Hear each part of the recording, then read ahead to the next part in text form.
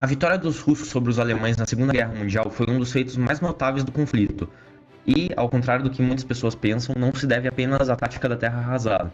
Em junho de 1941, a Alemanha lançou a Operação Barbarossa, a maior invasão terrestre da história, com o objetivo de destruir a União Soviética de vez com uma rápida campanha.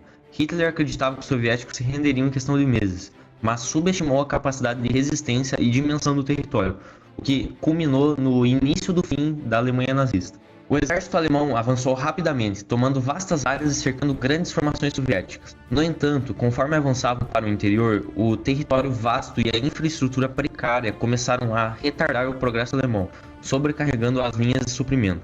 O Exército Vermelho, sob o comando de Stalin e seus generais, implementou a defesa em profundidade. Uma vez de tentar parar os alemães nas fronteiras, recuaram de forma estratégica, desgastando as tropas alemãs. Essa estratégia permitiu que os soviéticos tivessem tempo para reorganizar suas defesas e preparar contra-ataques. Eles também movimentaram indústrias inteiras para o leste, para além dos Urais, fora do alcance das tropas alemãs. Com isso, a indústria bélica soviética manteve a produção de armas, munições e veículos. Quando o inverno chegou, os alemães não estavam preparados para as temperaturas extremas, e muitos soldados sofreram com congelamento e falta de roupas adequadas. Os veículos, armas alemãs, projetados para o clima europeu, falharam no frio russo, enquanto os soviéticos, que conheciam essas condições, usavam equipamentos mais resistentes. A logística alemã também foi outro problema. À medida que avançavam, as linhas de suprimento se estendiam, tornando-se alvos fáceis para os guerrilheiros soviéticos, que atacavam comboios e dificultavam o reabastecimento das tropas na linha de frente. Em 1942, os alemães tentaram tomar Stalingrado, cidade de importância simbólica e estratégica, para avançar até Cáucaso e os campos de petróleo. A Batalha de Stalingrado foi brutal, com combates de rua e uma resistência feroz dos soviéticos. Durante o inverno de 1942 a 1943, o Exército Vermelho lançou a Operação Urano, uma manobra de cerco que cercou o 6º Exército Alemão em Stalingrado. Incapazes de receber suprimentos ou escapar, os alemães finalmente se renderam em fevereiro de 1943. Essa derrota devastadora foi um ponto de virada, pois enfraqueceu a moral alemã e deu início à ofensiva soviética. A superioridade industrial soviética. A União Soviética conseguiu manter uma produção em massa de tanques, aviões e armamentos, principalmente em fábricas no leste. Os tanques soviéticos T-34, com blindagem inclinada e agilidade, foram fundamentais nos combates. A produção em larga escala permitiu aos soviéticos repor suas perdas rapidamente, enquanto a Alemanha enfrentava uma escassez cada vez maior de recursos. A ajuda dos aliados através da lei de empréstimos e arrendamentos também teve um papel importante.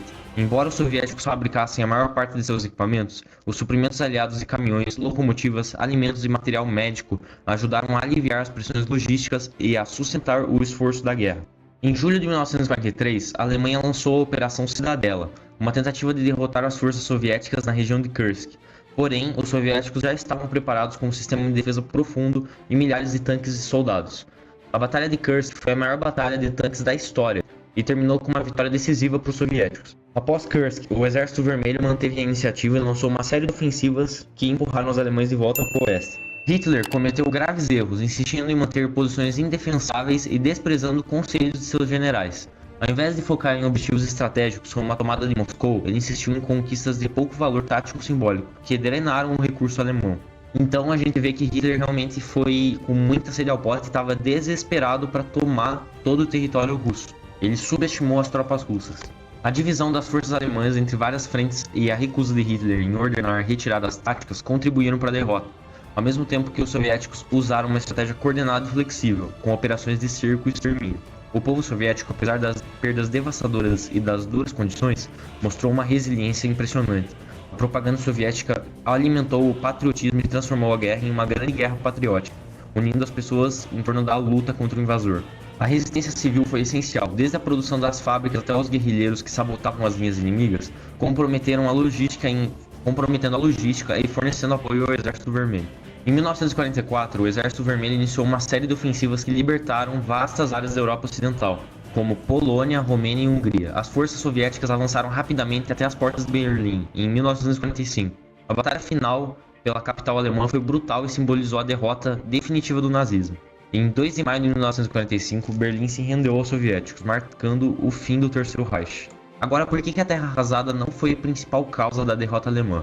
Embora a tática da terra arrasada, que era de destruir tudo ao recuar para negar os recursos ao inimigo, tenha dificultado muito o avanço alemão, ela não foi o principal fator para a vitória.